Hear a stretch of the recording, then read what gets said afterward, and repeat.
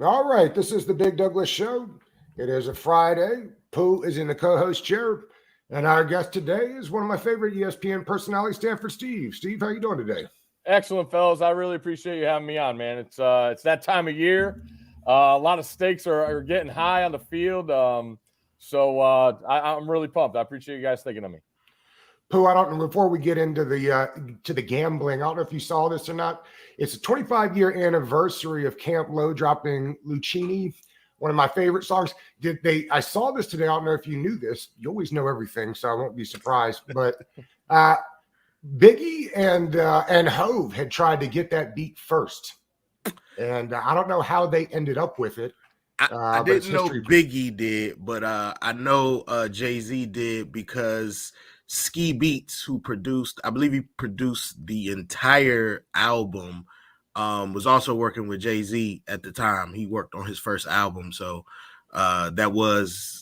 that's definitely something Jay-Z wanted. Jay-Z tried to get a couple beats that he didn't end up getting his hands on, but that that Lucchini song was definitely or the beat was definitely one of them.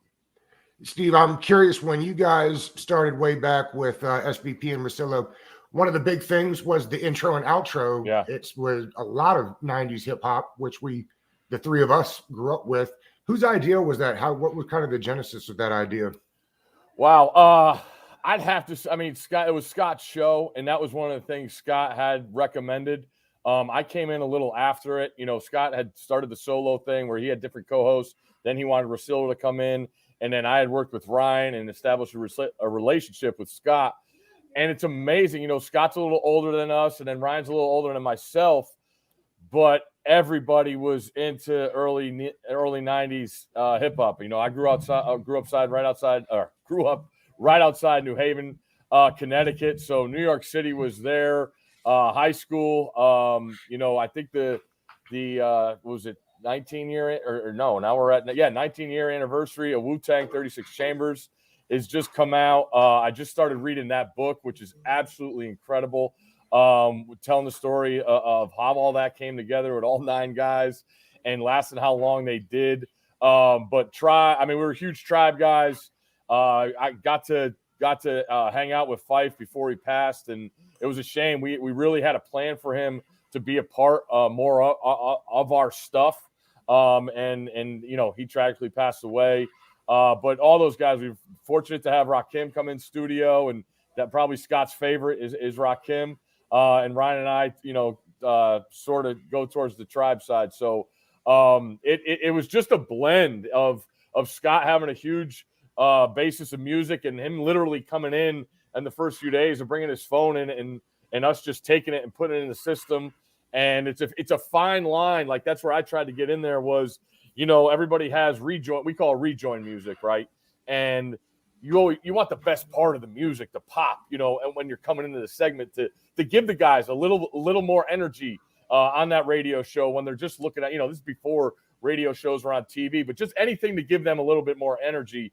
And even if they saw my head bobbing on the other side of the glass. So it was a collaboration, you know, that's the word everybody uses when they get together. So it was really cool. And I appreciate you bringing that up because it was something that we put a lot of work into and that we really thought brought a vibe to the show. And it was some good times, man, remembering back on that.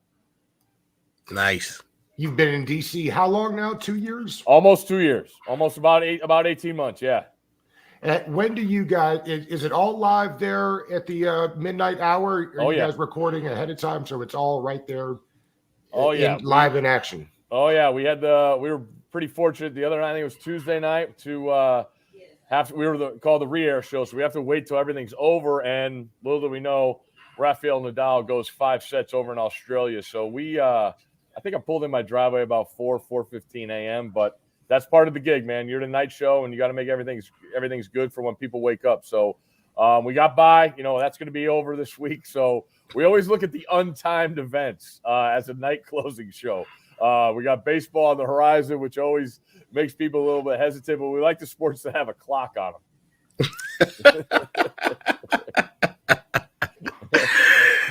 Steve, I want to know, how did you get into the betting side?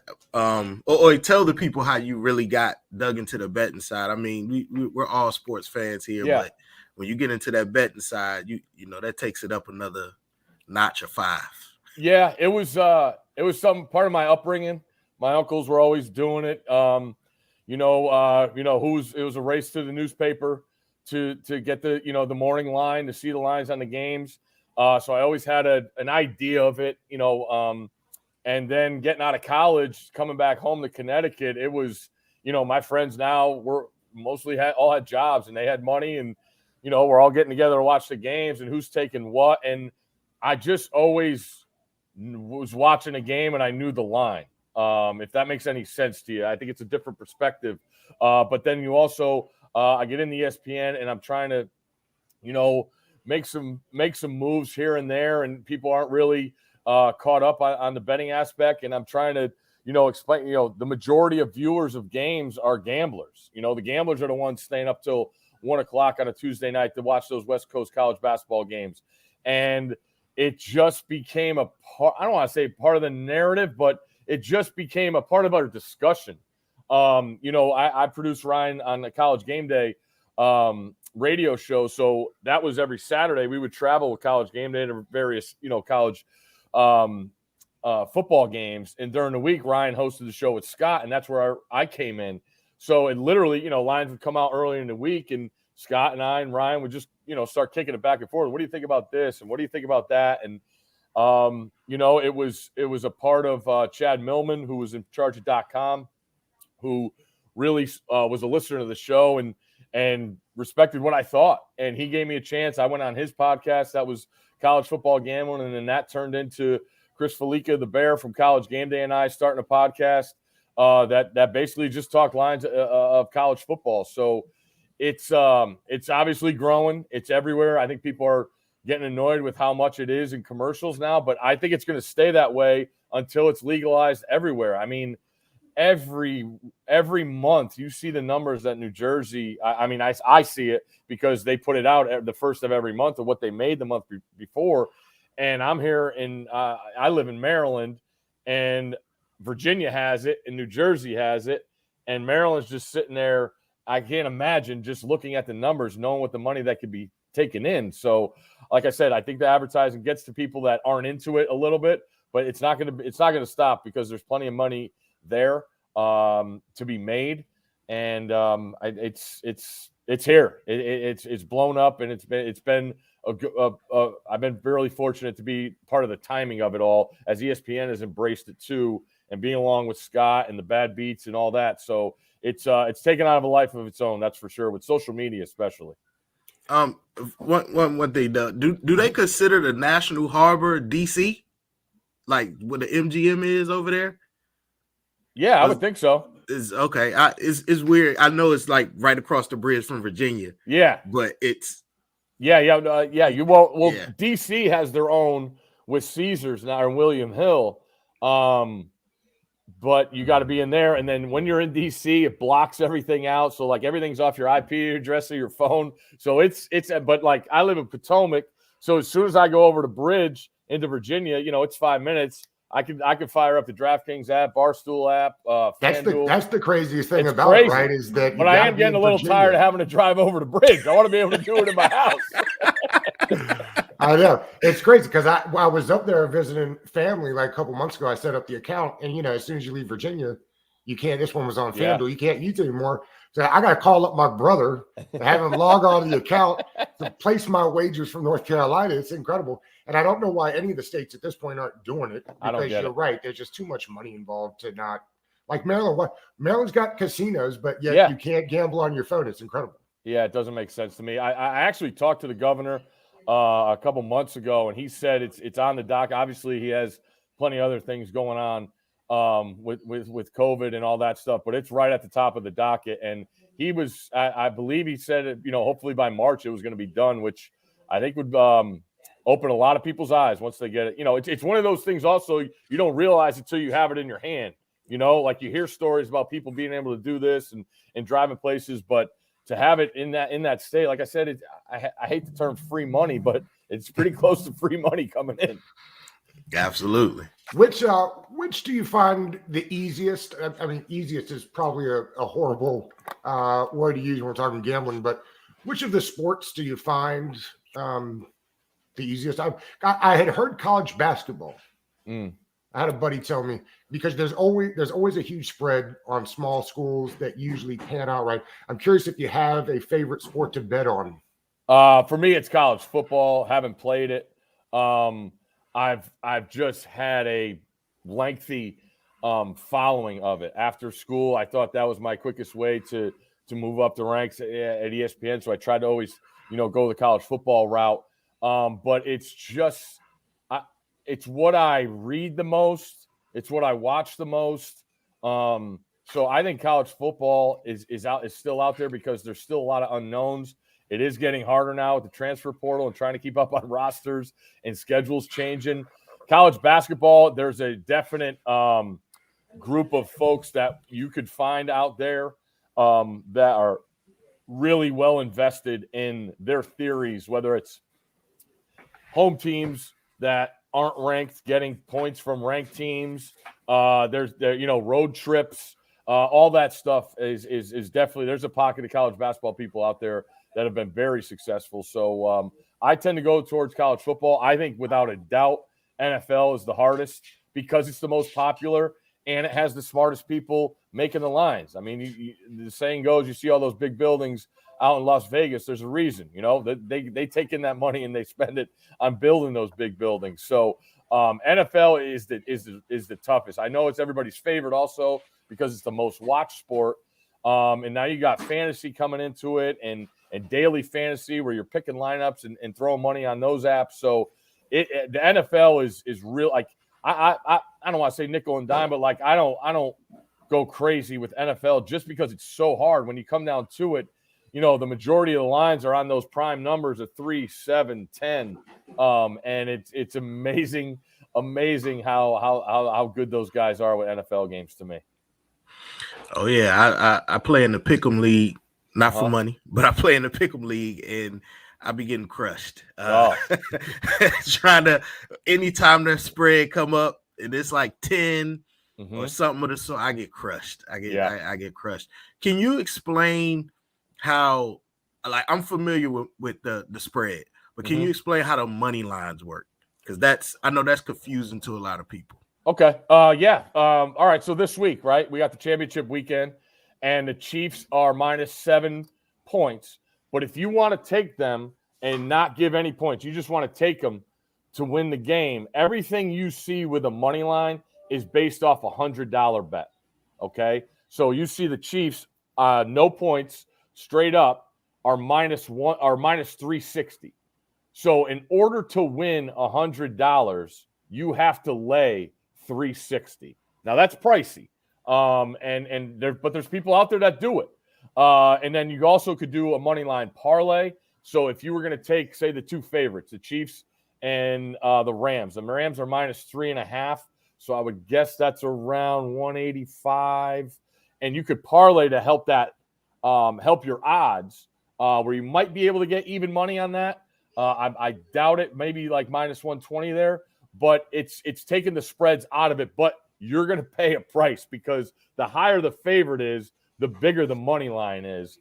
And a lot of people now, especially with all these apps starting, are giving you, you deposit $100, you get $100 back. So what do you want to do with that $100? You want to shoot it because you can't just take it out. You got to bet it. Got to bet it. Yeah, there's a reason they're giving it to you. It's not free. You can't just put it in and take it out.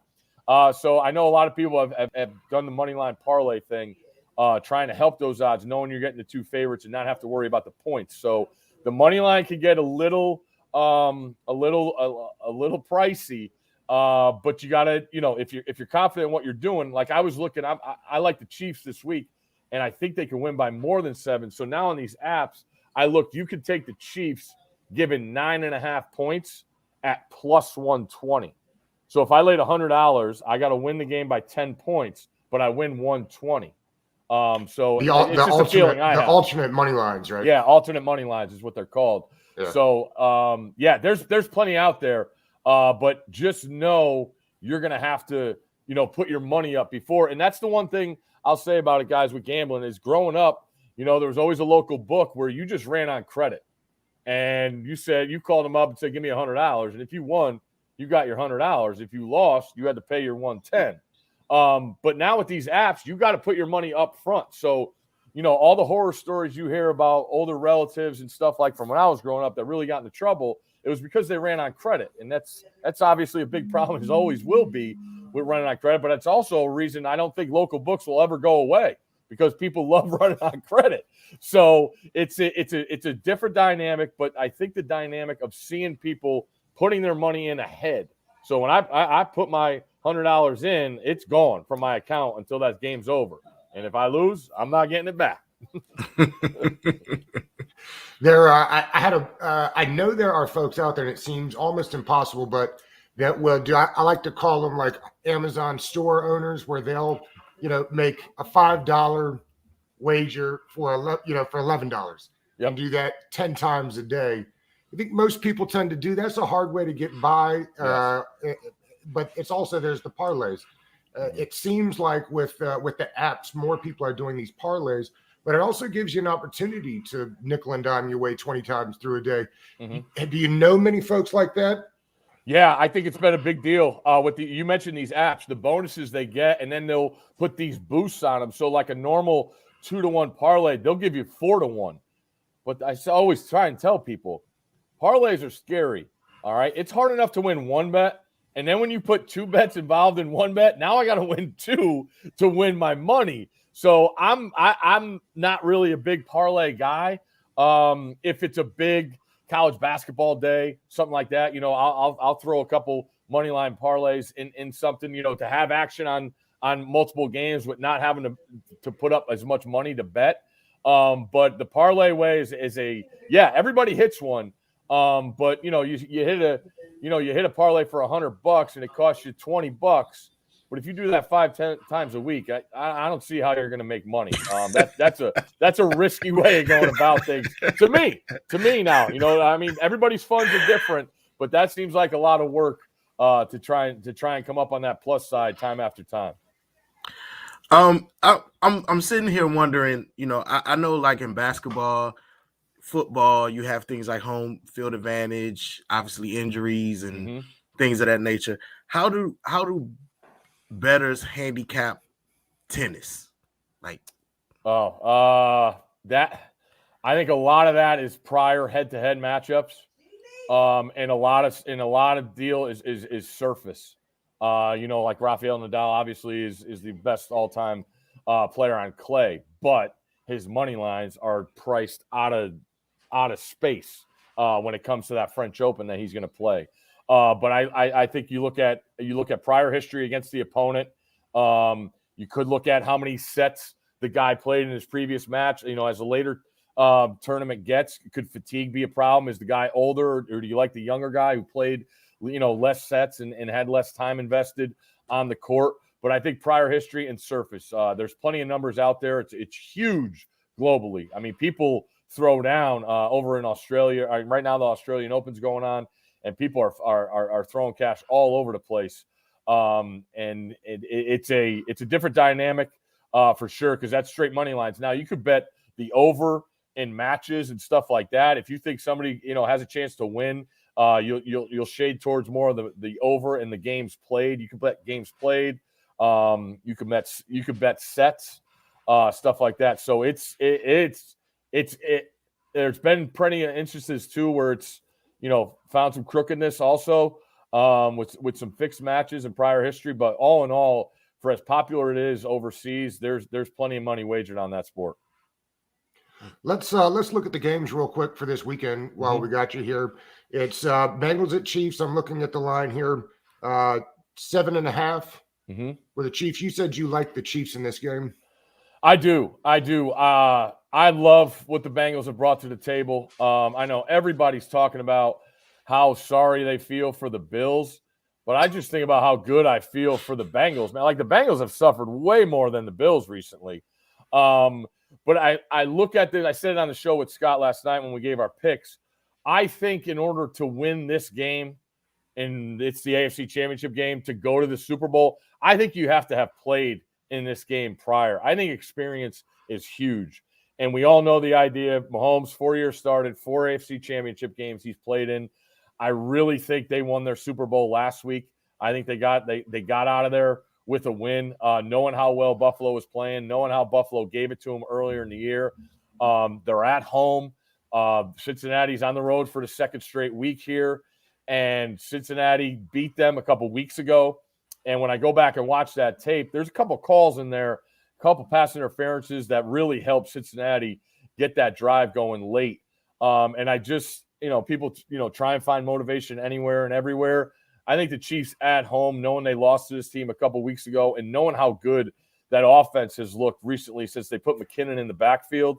They got Tyreek Hill back going. Kelsey's 1 of 1 at the tight end position.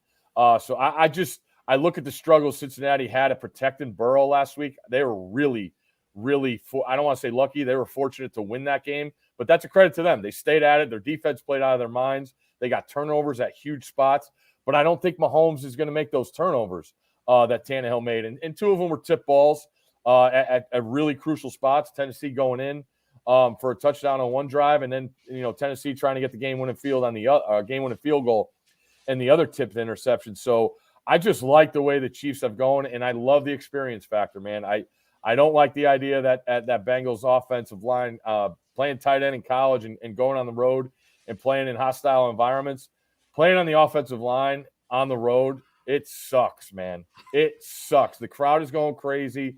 The quarterback's 2 guys away. You have no chance of hearing what he's saying, and you're basically going off the first move of the guy in front of you. That's a huge disadvantage. Even though I know what I'm doing, that's a huge advantage if I got to block this guy as I'm past that and going backwards, and he's coming full speed. So the dynamic of everything that Kansas City has, I say give the points this week. The over-under set at 54.5. Feels like a big number. I know these teams are big for putting up points, but that number seems to get small once the playoffs get further and further along. You like that 54.5? I would lean under. I would lean under.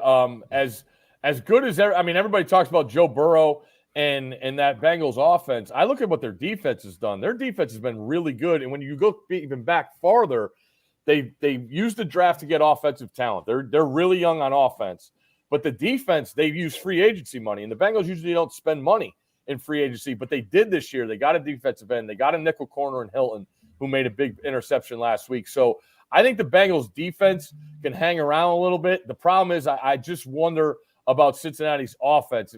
Seeing him get sacked so many times last week, you can't go 3 and out and give Mahomes the ball. I mean, we saw the guys throw for 144 yards after the 2-minute warning last week. It's just crazy. You can't give that team the ball in quick amount of time. You got to be able to sustain drives and keep your defense off the field. And hopefully, in Cincinnati's case, you stay on the field and that keeps the crowd a little bit quieter. But yeah, that's a lot of points. And like I said, in a rematch too, these teams just played. I believe it was 35-31, high scoring game.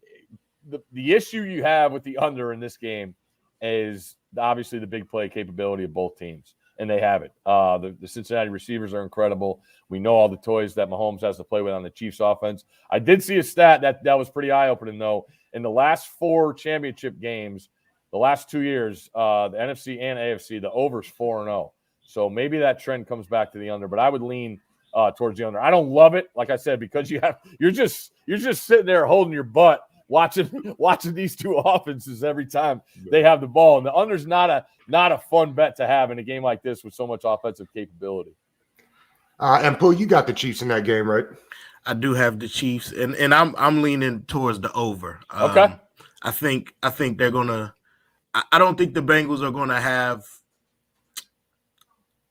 I don't think they're gonna have the same problem as last week. I don't think they're gonna win, but they're not gonna have the same problem as last week with the offensive line getting thrashed out there. But I'm definitely leaning towards the over. Mm-hmm. Hard to ever bet against Mahomes. Yeah. In the other game, it's let's see, the Rams are given 3.5 in Los Angeles. And this is an interesting one, right? Because the 49ers have swept this series. Yeah.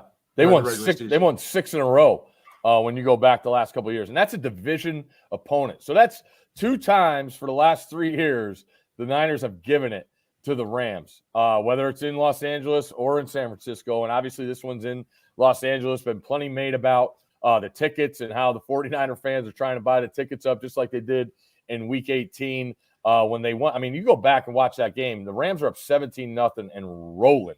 McVay's down in the end zone, chest bumping Higbee after a touchdown, and that place is rocking and rolling.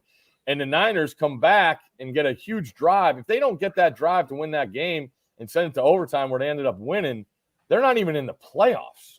So it's a crazy dynamic of how a division opponent could have your number this much. So I don't really want anything to do with it because they're so familiar with each other. And when you go back and you look at how do you get prepared, like you just played 3 weeks ago, and you played earlier this year, you see these guys play your other division opponents a ton when you're watching those teams. So it's kind of like it's a weird deal where you don't want to overthink things too much because you are that familiar, with the team. You've seen their blocking schemes, you've seen your coverages, whether you're a quarterback or whatever. So I sort of lean to the defenses. If anything, I would probably take the under in this game. 45.5 for the over-under on this. Yeah, I think 24. I think 24 points wins this game. I do. Yeah, this game scares me. It scares me mightily. I have the Rams at 3.5, but I'm not confident in that pick. Okay. This is one of those Ram teams. My brother said when Georgia was playing the national championship, he said, if not this year, then when? Because they're just so set up for it. And to me, with Stafford, if he plays well, if not now, when for the Rams? Yeah. Right? So I mean, it feels like they need it now. And they have come out like a bunch of gangbusters, man. I mean, you go back to the beginning of that Cardinals game, they came out and put a whooping on them. And then, I mean, that 27-3 last week. And it's crazy because when you watch it, and I like Stafford. I've had a chance to hang out with him. He's a great dude. I love the opportunity that he's gotten here. And I'm watching that fourth quarter. I'm like, he didn't Cooper Kupp fumbles. Cam Akers fumbles. And Cam Akers, and you're looking at it, they're like, oh, Matt Stafford's going to lose the game. I'm like, he didn't do anything to lose this game, man. And then he makes the play, the two throws at the end to get that win. So I was really, really happy for him because you know how it goes in this sport. The quarterback gets wins and losses, which I don't believe in. It's a team sport. But on the other side, man, San Francisco's got some dogs, man. They are not afraid of anything. I thought they just did a great job of not letting the weather in Green Bay bother them. They talked about loving the opportunity they had last week. And like I said, I mean, that's a fun dynamic to have when you're considered the underdog, knowing that you've given it to this team. Where are you at on Garoppolo? I mean, the guy's quarterbacked in a Super Bowl. Okay. You can't take that away from him. And I just love the idea of him on this team, guys, because watch them play. And it's like they don't have a problem admitting, hey, your quarterback is better than ours, but we're going to come and beat your ass up front. Right. It's just, and they have an identity. They're going to want to kick your ass up front on the defensive line, and they're going to want to maul you in the run game. And they do it. The run game is so creative. Kittle is so good with the balance he gives you as a receiving threat and as a blocking threat. Elijah Mitchell's been phenomenal. Stepping in at running back. And then that's what I'm saying. You didn't even mention the X factor with Debo, man. Like, who wants to tackle that, man? So it's just a great setup, I think, for him. And I think, they looked at an opportunity down the road, knowing what Garoppolo's contract status was and taking Trey Lance and knowing they had time to work with him. So I'm a believer in Garoppolo. Now, is he going to be the quarterback of the Niners next year? I don't know. The way the funds look out and the way you look at teams that have, when you look at these teams that have made the runs, throw the Patriots and Brady out, but look at what the Seahawks did with Russell Wilson. That was when they had all their max paid guys on the defensive side, and they had Russell Wilson on the rookie contract, right? Patrick Mahomes, the Chiefs did it when he was on his rookie contract. And Garoppolo, they got him at his set price. So to me, that's the way the league is going, knowing how much you have to pay these quarterbacks.